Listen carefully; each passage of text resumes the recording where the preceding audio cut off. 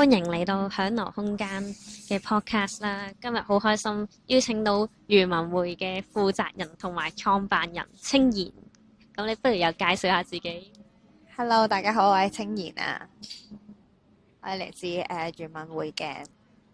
因為今次咧揾佢嘅時候咧，就其實佢係一個好特別嘅人啦。即係我喺細細個識佢嘅時候咧，即係佢就已經好火熱咁樣服侍主啦。咁當我有一次咧就問佢一啲嘢啊，咁佢嗰陣就差唔多畢業，咁佢之前咧就係讀社工，咁咧有一個好好嘅即係背景啦，有埋社工牌。即係其實可以揾到一個好好嘅、好穩定嘅工。不過咧，佢最後咧嘅選擇咧係一個好大膽嘅選擇啊！不如你又講下你嗰陣發生咩事？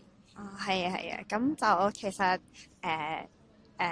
子欣好細個嘅時候認識我啦。係啊係啊，咁但係嗰陣時我都好細個嘅，嗰陣時我就中三嗰陣認識佢。係啦，我嗰陣時就啱啱大學畢業1-2年嘅時間啦，我諗。咁嗰時其實即係同佢應該係分享到喺大學咧，其實我係喺City 嗰度讀完 Bachelor，咁就係讀社工嘅。咁我中學嘅時候咧，都係諗住做社工啦。咁我喺大學嘅時候咧，咁就實習嘅時候，特別係喺 mental health field，即係精神復康嘅範疇裏邊實習咧，其實嗰陣時都幾高分，同埋成個即係果效好好啊，甚至乎大家都覺得即係實習嗰啲機構嘅同事啊，都覺得哇，我真係好祝福到嗰啲 client 啦。咁曾經都有啲好好嘅見證嘅，即係可能包括係有一個即係 mental health 係好有啲好嚴重嘅 issues，佢係嚴重有 bipolar 嘅。咁曾經有試過即係因為情緒激動咧，試過攞刀去即係去傷害人。咁後來入過醫院啦，食過藥啦。咁其實後來係食到個人有啲即係有啲暈暈沌沌咁樣嘅。咁但係因為社工都要跟進啊嘛。當時其實實習社工嗰個機構咧係就見我係一個靚妹，即係都冇乜嘢做㗎啦。咁既然啲 experience 嘅社工搞佢唔掂，就不如你去搞下佢啦咁樣。咁所以咧就叫我去即係去見嗰個 client。咁其實係好特別嘅，即係最後其實喺同嗰個 client 去見面嘅過程裏邊咧，咁其實帶咗佢信耶穌啦，同埋其實都有用同一啲即係 therapy 去幫佢啦。咁最後嗰個 client 係成個人個狀態係真係有個好明顯嘅跨越，或者用一個社工嘅角度，我哋會話佢係一個 recovery 嘅 process 裏邊，佢 recover 得好好啦咁樣。咁所以其實即係呢一啲經歷都再加上我自己本身成長嘅一啲經歷啦，其實都有讓我裏邊覺得即係好想畢業之後做 mental health 嘅 field 嘅社工啦。咁畢業之後咧，其實就因為有認識一啲人啦，咁其實咧就都甚或乎一啲喺個行業裏邊比較即係一啲有影響力嘅人啦，其實有幫我去即係做 referee 啊，然後我係 apply 咗一間社福機構，嗰間社福機構係我唯一一間 apply 嘅工作啦。佢係間 ICCMW，即係意思即係佢係專做精神復康嘅service centre 嚟嘅。咁但係咧喺個過程裏邊，其實當我 apply 完即係 send 咗個 CV 啦，apply 咗冇耐之後咧，咁其實喺祈禱嘅時候就覺得天父都鼓勵我要去，其實我應該要即係都放低個 agenda 啦，同埋其實應該要知道其實嗰個係我嘅諗法啊，定係嗰個真係天父為我預備嘅路啦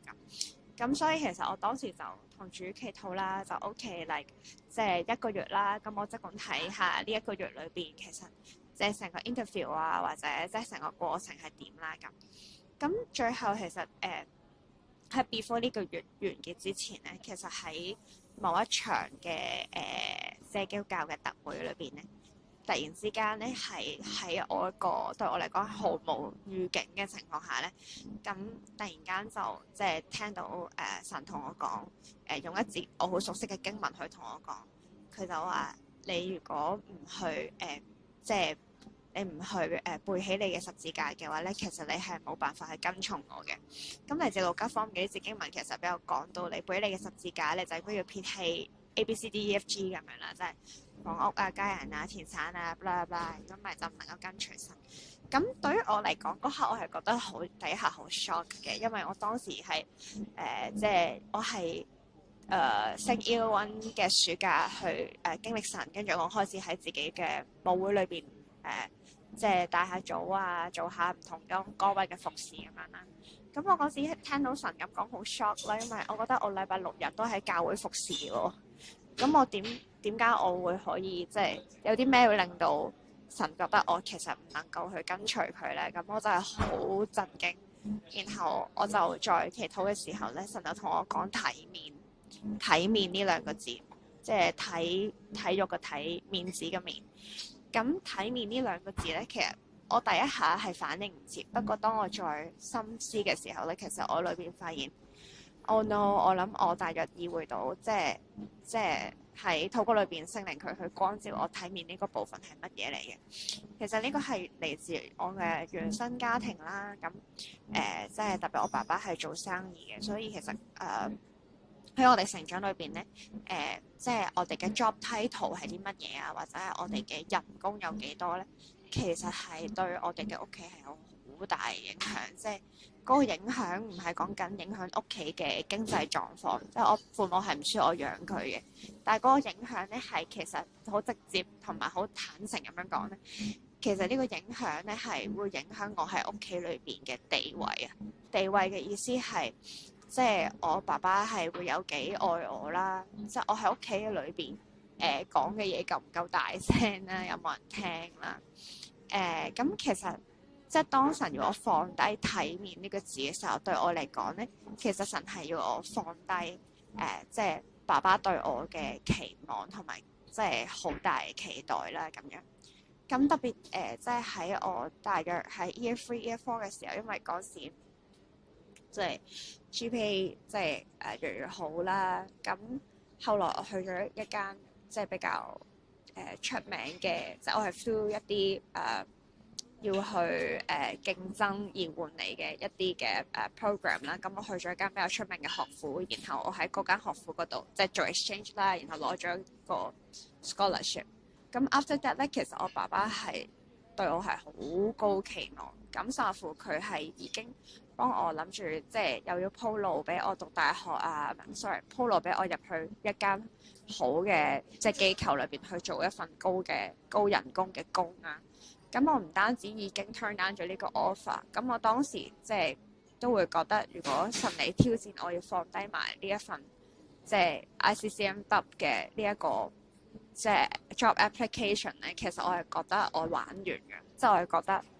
係覺得我阿爸應該會嚴重鄙視我咁樣，我唔知返屋企點算咁樣。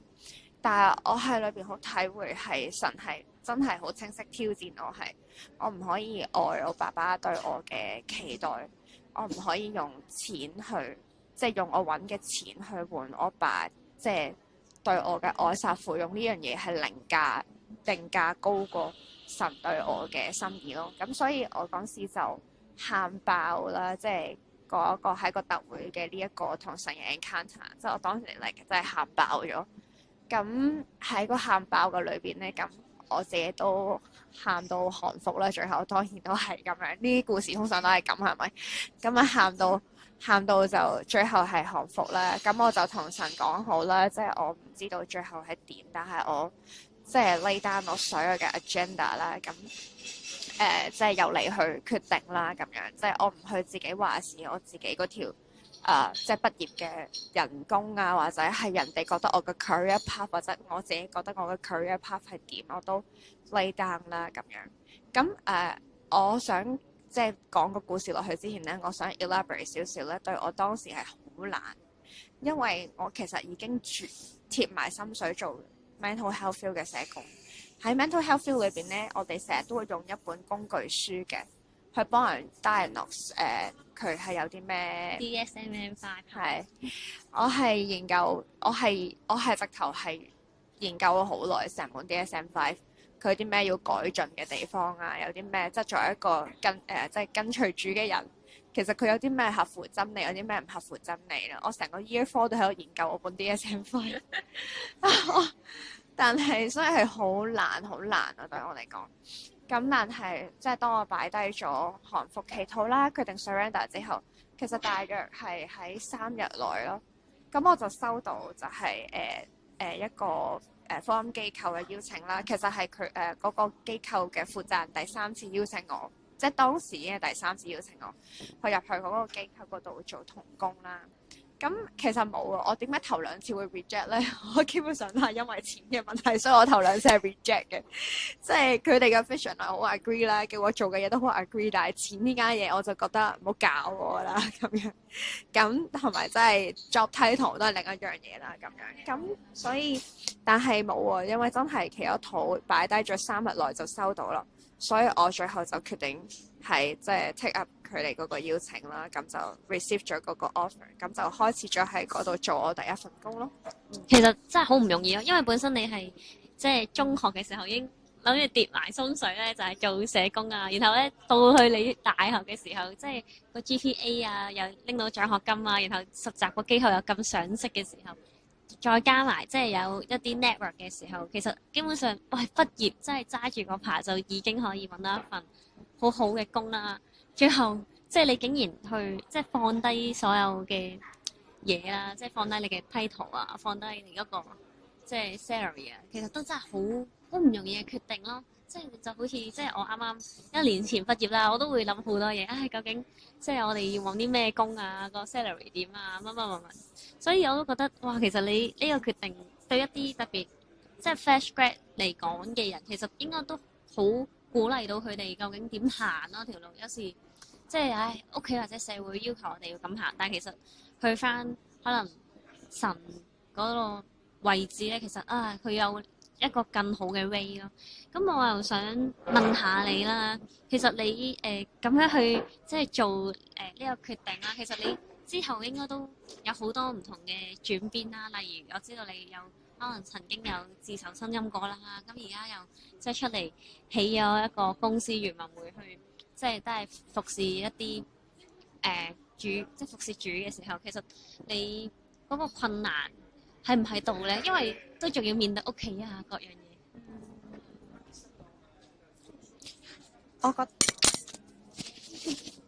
我覺得咧，神係好真係，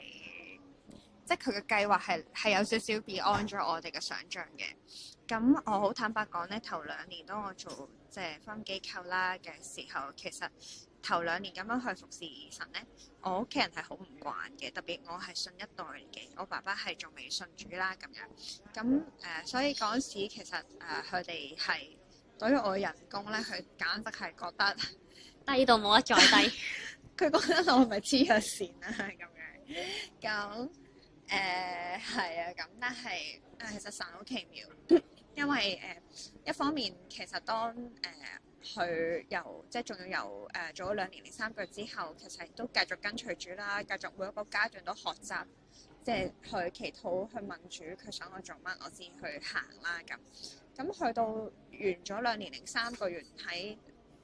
即係福音機構做同工之後，其實神就叫我踏出一個更加黐線嘅一步，就係自由薪金啦。但係我哋都會話，其實我體會我大約自由薪金，即係當然而家都仍然係啦，因為開公司更加係。但係如果唔計開公司之前，講緊由1人團隊變3人團隊嗰段時間咧，其實我自由薪金應該有4年幾嘅時間。喺嗰4年幾裏邊咧，係神係好 faithful 咁樣去回應。即係一方面真係好 faithful 咁樣去回應咯。基本上你喺香港，你係自由薪金係唔會去到嗰個金額嘅。而我當時唔係淨係每個月好穩定咁樣有一個錢係 for 我自己自由薪金啦，甚至乎我可以去聘請到2個嘅 part time 啦。我記得我細個嘅時候咧，我同神祈過一個禱，即係細個即係20歲出頭嗰陣時啦。咁我就有祈禱咧，咁我就話嚟即係。神啊，即係如果你真係要我行呢條路啦，我覺得即係起碼你可唔可以俾我嘅人工係我可以自己即係 cover 到個香港租金好貴㗎嘛，即係講結婚之後可以 cover 到租金。咁其實神好特別嘅就係、其實佢都有去回應我呢一個即係需要啦。其實喺我自由薪金嗰段時間，亦都係正值我預備緊結婚嘅時候。咁所以其實係好神奇，即係我好記得租樓嗰一刻咧，其實個自由薪金嘅嗰個額咧都未 cover 到嗰個租金。但係當即係因為我哋結婚前2個月開始租樓去預備啊、入伙啊嗰啲嘅嘛。但係當一結咗婚一入伙嗰下咧，其實我成個自由薪金嘅額咧係啱啱 cover 晒成個嚟租金啦。我覺得對我嚟講係神一個信實去話俾我聽，即係如果我哋真係行佢要行嘅路嘅話，其實真係冇嘢係冇可能。咁呢個第一啦，第二就係，但係錢亦都神，即係其實喺我希望我冇 shift 咗另一個 topic， 但係我想咁樣講咧，就係我覺得當佢跟隨住咧，其實喺冇睇嘅之前真係一個好大嘅一個 issues， 其實我哋要跨越咯。有4年嘅時間，當我進入去自由薪金，其實神係好 faithful 咁樣去回應我。咁而我由1人團隊變3人團隊，再去到5人團隊，而家6人團隊。由我5人團隊開始，由一個工作室嘅單位變咗做一個真係一個公司，真係攞 BR 一個公司咁樣去開始團隊。但係其實我同成個團隊係經歷咗有年半啦，有年半嘅時間係即係黐孖筋咁低人工咯，真係好 crazy 嘅成個 income。但我覺得係喺個過程入邊，即係神唔係喺度 prove 緊嚟，即係唔係喺度 prove 緊佢有時嗰啲祈禱好靈，跟住然後佢有時會好供應，但係有時啲祈禱唔靈，佢有時唔聽。我覺得唔係咁樣，而係其實喺個 end time 裏邊，我覺得唔係在乎我哋係全職服侍定係唔係全職服侍，唔係在乎我哋攞收付，唔係在乎我哋攞嗰個人工係一個點樣人工。其實咧係在乎喺 end time 裏邊，當我哋關乎到錢呢個問題嘅時候，究竟錢會唔會成為我哋跟隨神嘅攔阻，同埋錢會唔會去動搖我哋相信神係好，同埋佢永遠都係公認，佢個名真係耶和華以勒。即係以勒嘅神呢個名唔係喺佢俾錢我哋嘅時候佢先係以勒，然後我哋冇錢嘅時候佢唔係以勒咯。咁我覺得呢一個反而係即係我覺得神好信實。即係諗起我10年前，即係我畢業10年啦。我諗起10年前，我即係死咬住同神講嗱，我真係知道我係要服侍Church Mountain 嘅。但係我求係你30歲先搞我，你俾我揾錢。我真係記得我10年前我係不斷咁樣祈禱，但係去到10年之後，其實我裏邊去體會，原來神嗰個信實係在於佢的確佢係會 fulfill 我錢嘅需要，但係 at the same time 佢都會俾我去經歷，好似我現實裏邊我見唔到嗰個錢喺度，但係我同神嘅關係係我可唔可以去 believe 佢講嗰個話語係真咯？即係我肉眼去定義我決定呢個神係一個點樣嘅神啊？定係佢嘅話語去定義呢個神係一個點樣嘅神？咁我就覺得喺 end time 裏邊，即係當講到無論係我哋選擇喺工作裏邊點樣去跟隨主啊，定係我哋選擇喺即係錢啊、人工裏邊啊點樣去忠心咁樣跟隨主，我就覺得係一個試煉啦。而最後一個點我想講嘅就係，因為頭先一路講緊好棘嗰樣嘢係爸爸嘅 expectation 啊嘛。其實我睇到呢10年咧，我爸爸嘅改變咯，即係其實咧，我爸爸係包括我媽咪同埋我細佬。咁10年前咧，我媽咪同我細佬都會話佢自己係 Christian 嘅，但係就 not really 啦，大家都明㗎啦咁。但係即係呢10年咧，其實我媽咪同我細佬係變咗好多，即係對於點樣去即係點講好啦，我體會佢哋越嚟越想捉住呢個神係一個獨一嘅神啦。咁 even 我啱啱去印尼短宣咧，我細佬奉獻，我去印尼短宣係好神奇，佢人生係未試過奉獻嘅，我想話俾你聽。咁就係即係呢個係有啦，同埋係真係佢哋係問我好多問題，即係關於係點樣去愛神啊。咁近排都見到媽咪即係因為身體嘅事啦，咁當佢經歷即係一啲弟兄姊妹去祈禱嘅時候咧，我媽咪就其實係未祈禱已經喊。咁我媽咪係一個好難喊嘅人嚟嘅。咁我就睇到其實神係改變緊屋企啦。至於我爸爸咧，哇！呢10年咧，其實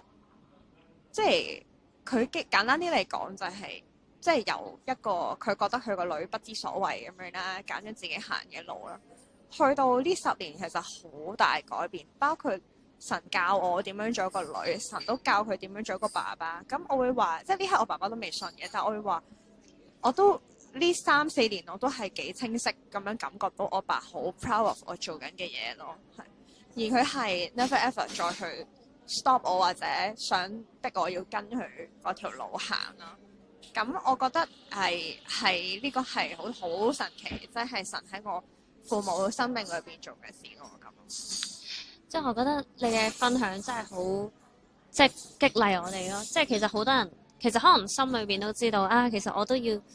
跟隨主，或者其實佢哋嘅心都係好想服侍主，但係佢哋就俾可能因為一啲屋企人或者社會嘅期望啦，或者即係錢嘅一啲